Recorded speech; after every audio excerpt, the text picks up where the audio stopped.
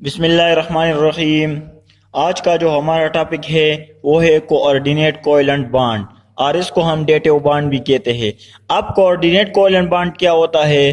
तो असल में कोऑर्डिनेट कोवेलेंट बॉन्ड हमारे साथ कोवेलेंट बॉन्ड का एक टाइप है, लेकिन अक्सर औकात बहुत स्टूडेंट कंफ्यूज होते हैं और वो कोऑर्डिनेट कोवेलेंट बॉन्ड और आयनिक बॉन्ड को मिक्स अप कर देते हैं। हालांकि कोऑर्डिनेट कोवेलेंट बॉन्ड एक अलग चीज है और आयनिक बॉन्ड हमारे साथ एक अलग चीज है। थोड़ा सा हम आयनिक बॉन्ड के बारे में डिस्कस करते हैं कि आयनिक बॉन्ड क्या चीज होता है। इसके बारे में हम डिटेल के साथ डिस्कस कर चुके हैं। अब आयनिक बॉन्ड फॉर एग्जांपल ये हमारे पास सोडियम का एटम है, इसके आउटर मोस्ट शेल में हमारे पास एक इलेक्ट्रॉन होता है, जबकि ऑन दी अदर हैंड हमारे साथ क्लोरीन है, इसके आउटर मोस्ट शेल में हमारे पास 7 इलेक्ट्रॉन मौजूद होते हैं। तो सोडियम क्या करता है कि ये अपना आउटर मोस्ट शेल का ये एक इलेक्ट्रॉन डोनेट कर देता है, लूज कर देता है, और क्लोरीन क्या करता है, ये इस इलेक्ट्रॉन को एक्सेप्ट कर देता है। तो रिजल्ट में सोडियम पर पॉजिटिव चार्ज आ जाता है और क्लोरीन पर नेगेटिव चार्ज आ जाता है। इस पॉजिटिव और नेगेटिव के रिजल्ट में हमारे पास electrostatic force of attraction develop हो जाती है और एज अ रिजल्ट हमारे साथ आयनिक बॉन्ड बन जाता है इसके बीच में, सोडियम और क्लोरीन के बीच में, और हमारे पास सोडियम क्लोराइड एक स्टेबल कंपाउंड मिल जाता है। इसको हम आयनिक बॉन्ड कहते हैं, जो कि कंप्लीट ट्रांसफर ऑफ इलेक्ट्रॉन की वजह से बनता है। इसको हम आयनिक बॉन्ड कहते हैं। तो आप कोऑर्डिनेट कोवेलेंट बॉन्ड क्या चीज है? तो ऐसा बॉन्ड जो इलेक्ट्रॉन पेयर की डोनेशन की वजह से बनता है, इसको हम कोऑर्डिनेट कोवेलेंट बॉन्ड कहते हैं। यहाँ पर हमने इसकी डिफिनीशन लिखी है कि the covalent bond in which only one atom donate the lone pair of electron is called coordinate covalent bond, और इसको हम डेटिव बॉन्ड भी कहते हैं। यानी वो बॉन्ड जिसमें एक एटम अपना loan pair of electron donate कर देता है किसी दूसरे एटम को, तो ऐसे बॉन्ड को हम कोऑर्डिनेट कोवेलेंट बॉन्ड कहते हैं। इसको हम रिप्रेजेंट करते हैं सिंपल एरो से, और एरो का साइड क्या होना चाहिए? डोनेटर से एक्सेप्टर की तरफ एरो का हमारे पास साइड होना चाहिए। यहाँ पर हम एग्जांपल लेते हैं। हमारे पास फॉर एग्जांपल एमोनिया है, एमोनिया हमारे पास मौजूद है NH3। यहाँ पर हमारे साथ क्या है? NH3। तो अमोनिया के आउटर मोस्ट शेल में 5 इलेक्ट्रॉन मौजूद होते हैं, 3 हमारे पास अनपेयर होते हैं, जबकि एक हमारे पास लोन पेयर ऑफ इलेक्ट्रॉन मौजूद होते हैं। तो टोटल हमारे पास कितने इलेक्ट्रॉन हो गए? 5 इलेक्ट्रॉन इसके आउटर मोस्ट शेल में मौजूद होते हैं। यहाँ पर आप लोग देख सकते हैं कि एक इलेक्ट्रॉन इस हाइड्रोजन का और एक इलेक्ट्रॉन इस नाइट्रोजन का, यहाँ पर एक इलेक्ट्रॉन इसका और एक इसका, यहाँ पर एक इलेक्ट्रॉन इसका और एक इसका। तो यहाँ पर आप लोग देख सकते हैं कि हमारे साथ प्रोटॉन मौजूद है। अब प्रोटॉन कैसे आया है? यहाँ पर हम 2 केसेस को डिस्कस करते हैं। ये हमारे पास हाइड्रोजन मौजूद है, इसके आउटर मोस्ट शेल में सिर्फ एक इलेक्ट्रॉन मौजूद होता है, लेकिन अगर एक और हाइड्रोजन इसके साथ अपने लोअर पेयर का इलेक्ट्रॉन शेयर कर देता है तो इससे हमारे पास हाइड्रोजन का मॉलिक्यूल बन जाता है, H2 का मॉलिक्यूल बन जाता है। लेकिन अगर यही इलेक्ट्रॉन ये हाइड्रोजन डोनेट कर ले, ये इलेक्ट्रॉन ये हाइड्रोजन डोनेट कर ले, तो क्या होगा? यहाँ पर H पॉजिटिव हमारे पास आएगा, और H पॉजिटिव को हम क्या कहते हैं? प्रोटॉन कहते हैं।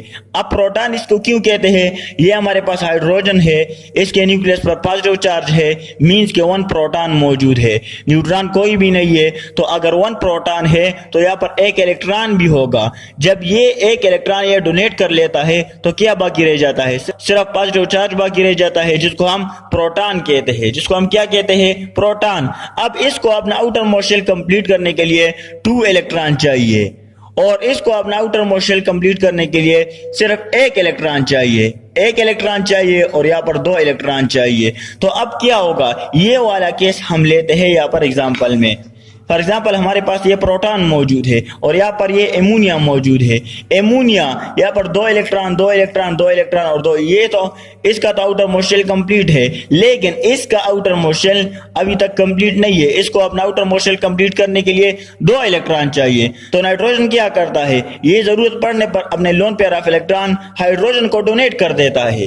तो यहाँ पर आप लोग देख सकते हैं कि हमारे साथ डोनेटर से एक्सेप्टर की तरफ ये एरो जा रही है, यहाँ पर आप लोग देख सकते हैं, और एज अ रिजल्ट हमारे पास ये स्पीशी बन जाती है। तो जो स्पीशी हमारे साथ loan pair of electron donate कर देता है, उस स्पीशी पर हमारे पास पॉजिटिव चार्ज आ जाता है, और इसको हम एडक्ट कहते हैं। इसको हम क्या कहते हैं? एडक्ट कहते हैं। ये हमारे पास एग्जाम्पल हो गया कोऑर्डिनेट कोवैलेंट बॉन्ड का। दूसरा एग्जाम्पल हमारे पास है addition compound of NH3 and BCl3, यानी बोरान ट्राइक्लोराइड और अमोनिया। अगर हमारे पास एमोनिया मौजूद है और यहाँ पर हमारे पास बोरान ट्राइक्लोराइड मौजूद है, बोरान को अपना आउटर मोस्ट शेल कंप्लीट करने के लिए 5 इलेक्ट्रॉन और चाहिए, जबकि क्लोरीन को जस्ट 1 इलेक्ट्रॉन की जरूरत होती है। अब क्लोरीन का तो आउटर मोस्ट शेल कंप्लीट है, यहाँ पर आप लोग देख सकते हैं कि 7 इलेक्ट्रॉन इसके पास और एक बोरान के साथ शेयर किया है।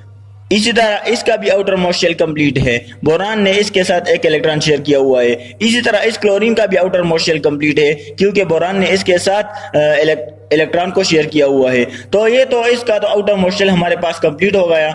लेकिन बोरान क्या करेगा, ये 2 इलेक्ट्रॉन, 4 इलेक्ट्रॉन और 6 इलेक्ट्रॉन। अभी भी बोरान को अपना आउटर मोस्ट शेल कंप्लीट करने के लिए 2 इलेक्ट्रॉन चाहिए, मींस के बोरान के साथ 2 इलेक्ट्रॉन की डिफिशियंसी है। तो ये अपनी डिफिशियंसी दूर करने के लिए क्या करता है, नाइट्रोजन अपना लोन पेयर इस बोरान को डोनेट कर देता है। जब नाइट्रोजन अपना लोन पेयर इस बोरान को डोनेट कर देता है तो 2, 4 और 6, तो 6 इलेक्ट्रॉन, 2 इलेक्ट्रॉन की डिफिशियंसी थी, तो ये लोन पेयर ऑफ इलेक्ट्रॉन ये ले लेता है, एक्सेप्ट कर देता है, और एज अ रिजल्ट हमारे साथ बोरान भी स्टेबल हो जाता है और बोरान ट्राइक्लोराइड हमारे साथ एक स्टेबल मॉलिक्यूल बन जाता है।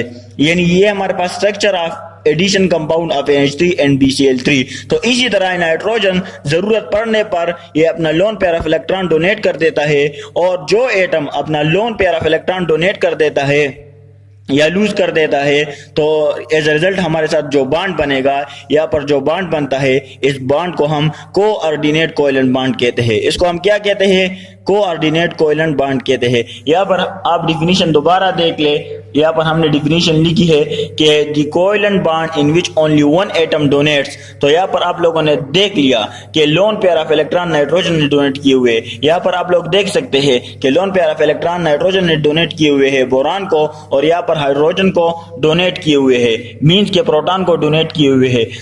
तो donate the share pair of electron is called coordinate covalent bond, यानी ऐसा बॉन्ड जिसमें एक एटम अपने loan pair of electron donate कर देता है, लूज कर देता है, तो ऐसे बॉन्ड को हम कोऑर्डिनेट कोवैलेंट बॉन्ड कहते हैं, या इसको हम डेटिव बॉन्ड भी कहते हैं। मैंने आपको एग्जांपल से भी समझा दिया है कि कोऑर्डिनेट कोवैलेंट बॉन्ड क्या चीज होता है। Okay, thanks.